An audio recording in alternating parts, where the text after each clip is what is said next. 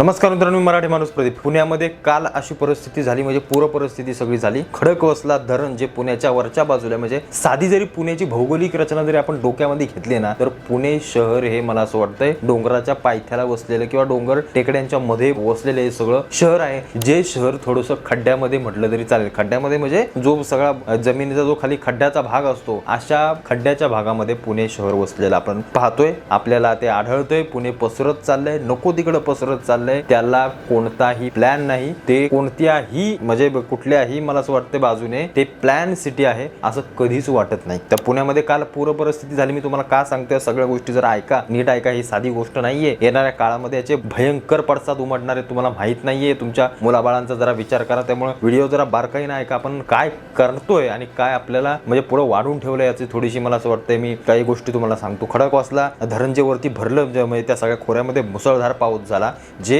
खडकवासला धरण पुण्यापासून थोडंसं उंचीवरती आहे। जर तुम्ही भौगोलिक त्याची सगळी रचना पाहाल तर त्या खडकवासला धरणातनं जेव्हा पाणी सोडलं तेव्हा मुठा नदीला खाली पाणी आलं शहरामध्ये। जी शहराच्या मधून मुठा नदी वाहते, मग त्या मुळा नदीला जाऊन पुढे मिळते। त्या मुठा नदीला पूर आला। आता पूर आला म्हणजे सगळ्यात महत्त्वाची गोष्ट म्हणजे ज्या नद्या पुण्याच्या मधोमधून गेल्यात, ज्या मुठा नद्या ज्या गेल्यात, त्या नद्यांचं आम्ही अस्तित्व ठेवलंय का याचा जरा प्रश्न स्वतःला विचारला पाहिजे। पुण्याबद्दलच नाही, सगळ्या महाराष्ट्रातल्या सगळ्या शहरांमध्ये ज्या शहरांच्या मधून ज्या सगळ्या नद्या गेल्यात, त्या नद्यांचं आम्ही काय केलंय। म्हणजे जी गोष्ट आम्हाला प्रकृतीने दिली, जी गोष्ट आम्हाला निसर्गाने पहिल्यापासून तिथं सगळ्या गोष्टी करून ठेवल्यात, त्याला आम्ही सगळं तोडत चाललोय, मुदवत चाललोय। त्याच्यावरती घरं बांधतात, त्याच्या बाजूने मेट्रो चालले, त्याच्यावरती पूल बांधतोय आम्ही। निश्चित आपण माणसाने प्रगती केली पाहिजे, पण आपण पर्यावरणाला जरी थोडं जरी मला असं वाटतं खर्चडलं ना त्या पर्यावरणाला, त्याच्या प्रत्येक गोष्टीचा बदला आपल्याला मला असं वाटतं स्वीकारावा लागेल त्या पर्यावरणाकडून आणि निसर्गाकडून। हे पुण्याची घटना आहे ना, ही शहरं कशी नक्की उभी राहिली, काय उभी राहिली, यांना प्लॅन करणार कोणी होतं का नव्हतं? हे प्रशासन काय झोपा काढत होतं? हे ज्यांनी आतापर्यंत पुण्यावरती ज्या खासदारांनी, आमदारांनी, जिथल्या मंत्र्या-संत्र्यांनी ज्या सगळी सत्ता गाजवली ना, मग ते कोणत्याही पक्षाचं असोत, या सगळ्या लोकांनी ना फक्त ओरबाटले, या शहरांना ओरबाटले। तुम्हाला माहित नाही या गोष्टी। ह्या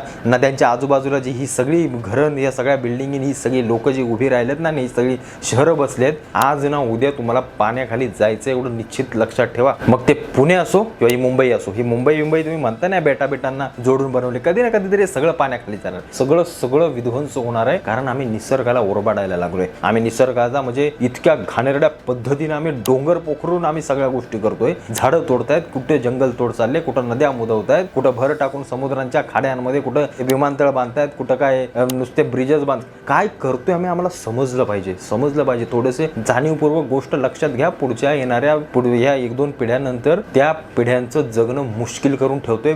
सगळे शिव्या घालणार आहेत आपल्याला, त्या मागच्या सगळ्या भडव्यांनी काय केलं आपल्यासाठी, वाटोळ करून टाकलं या शहरांचं आणि या सगळ्या गोष्टींचं। शिव्या खायला तयार राहा, फक्त शिव्या तुम्ही खायला। हे प्रशासन सगळ्यात घाणेरडी गोष्ट जर कुठली असेल ना, ते प्रशासन काही यांना घेण्यात येणार नाही। त्यांना चालवणारे राजकारणी आणि त्यांच्या सोबत फरफटत जाणारी बेशिस्त जनता, याचं हे सगळ्यात उत्तम उदाहरण आहे। मुठा नदीने फक्त त्याचा मला स्वतः टीजर दाखवलाय की मी किती फुगू शकते पात्रातून, किती बाहेर येऊ शकते। लक्षात ठेवा, निसर्गानं जर कधी पावसाचा जर कहरच जर ओलांडला ना, एक दिवस नक्की असा येईल ज्या दिवशी ही शहरं सगळी पाण्याखाली असतील।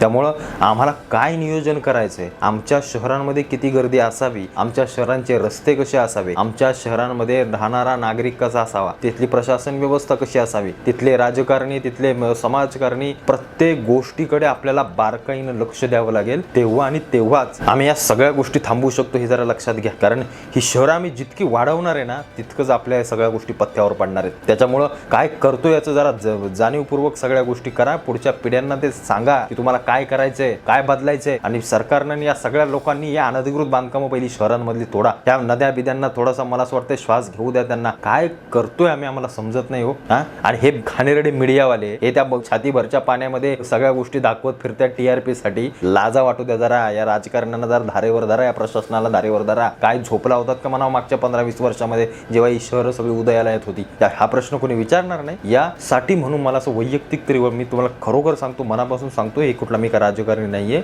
उत्तम नेते किंवा उत्तम राजकारण करणारी माणसं, समाजकारण करणारी माणसं, जी खरोखरच विकास ज्यांना माहिती आहे कसा करायचा आहे, अशा लोकांना सत्तेत येऊ द्या। तरच महाराष्ट्रात जो काही विचकाने वेळखा उडाला नाही, सगळ्या घाण झाली आहे सगळ्या गोष्टीची, कुठेतरी मला असं वाटतं पूर्वपदावर येईल। आणि तुम्ही जर हे करत नसाल तर तुमची पोरं, त्यांची पोरं, त्यांच्या पोरांची पोरं, या सगळ्या पिढ्या अशाच कधी ना कधीतरी गटागळ्या खात पाण्यामध्ये बुडून मरतील। एवढं मात्र नक्की. तुम्हाला काय वाटतं सगळ्या कालच्या गोष्टीबद्दल? खरोखर प्रशासनानं मला असं वाटतं वैयक्तिकरित्या सगळ्यांनी जरा अंग झटकून या सगळ्या लोकांनी जरा शहरांची रचना एकदा जरा पाहावी, शहरांमधील लोकांना जरा शिस्त लावावी, स्वतः देखील शिस्तीमध्ये राहावं आणि येणाऱ्या काळामध्ये असल्या नैसर्गिक आपत्तींना तोंड देण्यासाठी, कारण या नैसर्गिक आपत्त्या थांबणार नाहीत. प्रत्येक येणाऱ्या वर्षी कुठली ना कुठली तरी नैसर्गिक आपत्ती ही त्याच प्रचंड वेगाने आपल्यावर तोडून पडणार, एवढं लक्षात ठेवा. कारण ज्या निसर्गाला आपण पोखरलंय तो निसर्ग आपल्याला सोडणार नाही, एवढं मात्र नक्की. तुम्हाला काय वाटतं सगळ्या गोष्टीबद्दल मला आवर्जून कळवा. तुम्हाला नक्की कोणाकोणाला काय काय करावं असं वाटतं मला कमेंटमध्ये नक्की सांगा. आणि या प्रशासनाला देखील धारेवर धरा. तुमच्या येणाऱ्या महाराष्ट्राची निवडणूक येते, या मतांमधून योग्य काम करणारी लोक निवडून द्या. उगाच कुठल्या